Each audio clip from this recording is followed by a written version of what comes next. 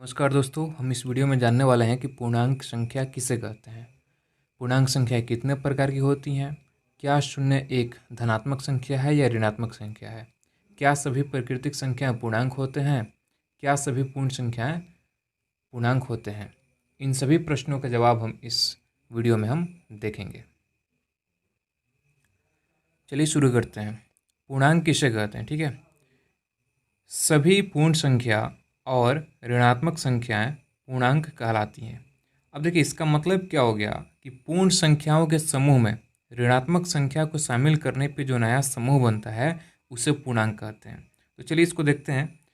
पूर्ण संख्या मतलब क्या? 0, 1, 2, 3, 4, 5 डॉट डॉट डॉट आपका इन्फिनिटी तक आपका चला गया।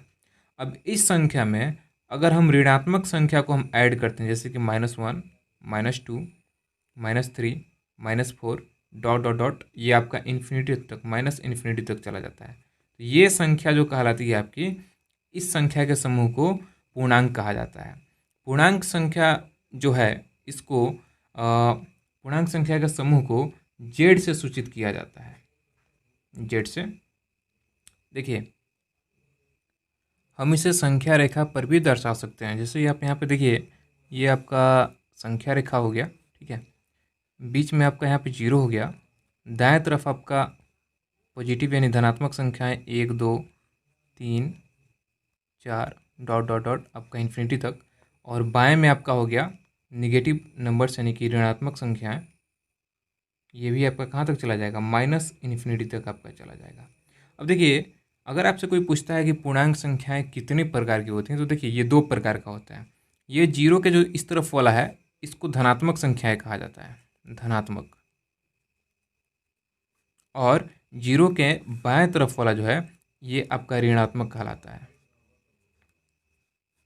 ठीक है। तो पूर्णांक बेसिकली आपका 2 प्रकार का होता है, एक आपका धनात्मक पूर्णांक होता है, एक आपका ऋणात्मक पूर्णांक होता है। अब प्रश्न आता है कि जो शून्य है, जो 0 है, क्या ये धनात्मक होता है कि ऋणात्मक होता है? तो देखिए, शून्य पे कोई चार्जेस नहीं होता है, ये ना आपका धनात्मक होता है और ना ही आपका ये ऋणात्मक होता है।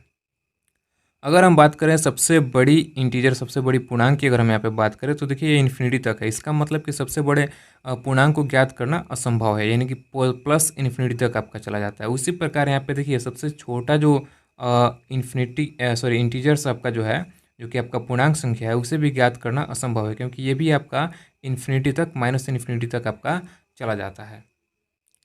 अब चलिए कुछ बेसिक कंसेप्ट के बारे में बात कर लेते हैं। बेसिक कंसेप्ट में सबसे पहला पॉइंट यहाँ पे आता है कि कोई भी धनात्मक पूर्णांक शून्य से बड़ा होता है। जैसे मान लीजिए कि आपका 1, 2, 3, 4, 5 ये सब आपका इन्फिनिटी तक धनात्मक पूर्णांक हो गए। अब इसमें सबसे छोटा जो है 0 है, ये भी जो है आपका 1 से क्या होगा? बड़ा होगा। सॉरी, 0 से क्या होगा? बड़ा होगा। इसमें से कोई भी आप धनात्मक संख्या ले लेते हैं तो हमेशा वो क्या रहेगा? वो आपका 0 से आपका बड़ा रहेगा। दूसरा यहाँ पे पॉइंट दिया है कि धनात्मक पूर्णांक ऋणात्मक पूर्णांक से बड़े होते हैं। धनात्मक पूर्णांक में आप ले लीजिए 1 हो गया, तो 1 सदैव किसी भी ऋणात्मक संख्या से आपका क्या रहेगा? बड़ा रहेगा। जैसे कि 1 इज़ ग्रेटर देन -1, एक यहाँ पे -1 से बड़ा है। एक यहाँ पे आपका अगर ले लेते हैं माइनस यहाँ पे 100 है, तो यहाँ पे -100 से भी यहाँ पे एक आपका क्या रहेगा? बड़ा रहेगा। इसका मतलब क्या हुआ कि धनात्मक पूर्णांक जो है किसी भी ऋणात्मक पूर्णांक से बड़ा होता है। तीसरा पॉइंट है कि 0 जो है ऋणात्मक पूर्णांक से बड़ा होता है। जैसे यहाँ पे 0 ले लेते हैं तो ये सदैव जो है आपका -1 से आपका बड़ा रहेगा, या फिर माइनस आपका 100 हो गया, या फिर आपका -1000 हो गया। आप कितना हो बड़ा संख्या ले लीजिए, कितना हो मतलब बड़ा निगेटिव नंबर आप ले लीजिए, ये क्या रहेगा? 0 से छोटा ही रहेगा। कहने का मतलब है कि 0 हमेशा ऋणात्मक पूर्णांक से क्या होता है? बड़ा होता है। अब कुछ बेसिक क्वेश्चंस को देख लेते हैं जो अक्सर 9th और 10th क्लास में आपसे पूछे जाते हैं। जैसे कि यहाँ पे दिया है कि क्या सभी प्राकृतिक संख्याएं पूर्णांक होती हैं? तो देखिए, सबसे पहले हम पूर्णांक संख्याओं को हम देख लेते हैं कि कौन से हैं। तो जैसे कि आप जानते हैं कि 0 और धनात्मक संख्याएं और उसके साथ में ऋणात्मक संख्याएं आपके क्या होते हैं? पूर्णांक होते हैं। तो इस समूह में आप देखिए कि ये जो 1 से लेकर के आपका इन्फिनिटी तक आपका जा रहा है, ये तो प्राकृतिक संख्या है ना। तो इस प्रकार से हम क्या कह सकते हैं कि सभी प्राकृतिक संख्याएं आपके पूर्णांक होती हैं। तो यहाँ पे आपका जो आंसर होगा वो होगा कि हाँ, सभी प्राकृतिक संख्याएं पूर्णांक होती हैं। अब दूसरा क्वेश्चन है कि क्या सभी पूर्णांक संख्याएं पूर्ण संख्याएं पूर्णांक होती हैं। तो हम जैसे डेफिनेशन से हम जानते हैं कि पूर्ण संख्या किसे कहते हैं। प्राकृतिक संख्या के समूह में अगर शून्य को अगर हम शामिल कर देते हैं, यहाँ पे अगर शून्य को हम शामिल कर देते हैं तो ये हमारा पूर्ण संख्या बन जाता है। तो यहाँ पे देखिए कि यहाँ पे पूर्णांक में आपका पूर्ण संख्या भी शामिल है, तो हम ये कह सकते हैं कि सभी पूर्ण संख्याएं आपके पूर्णांक होते हैं। तो यहाँ पे आपका आंसर होगा कि हाँ, सभी पूर्ण संख्याएं आपके पूर्णांक होते हैं। कुछ और बेसिक क्वेश्चंस हैं, जैसे कि क्या दशमलव संख्या डेसिमल नंबर आपका पूर्णांक हो सकता है। तो देखिए दशमलव नंबर में आपका जैसे कि 1.2 होता है, 3.5 या 6.8 जिसमें दशमलव का प्रयोग किया गया होता है, ठीक है, या फिर 0.186 इस प्रकार के जो नंबर हैं वो डेसिमल नंबर कहलाते हैं। अब देखिए ये जो आपका पूर्णांक का ये आपका समूह यहाँ पे दिख रहा है, क्या इसमें कोई डेसिमल नंबर आपका है? नहीं ना, है ना। इसलिए आपका जो दशमलव है वो आपका पूर्णांक, दशमलव संख्या जो है आपका पूर्णांक नहीं होगा। तो यहाँ पे आपका आंसर होगा कि दशमलव संख्या आपका पूर्णांक नहीं होगा। अब दूसरा क्वेश्चन आता है कि क्या भिन्न यानी फ्रैक्शन क्या आपका पूर्णांक हो सकता है। तो भिन्न का मतलब जिसे हम p/q के हम रूप में लिख सकें और जहाँ पे q आपका शून्य के बराबर न हो।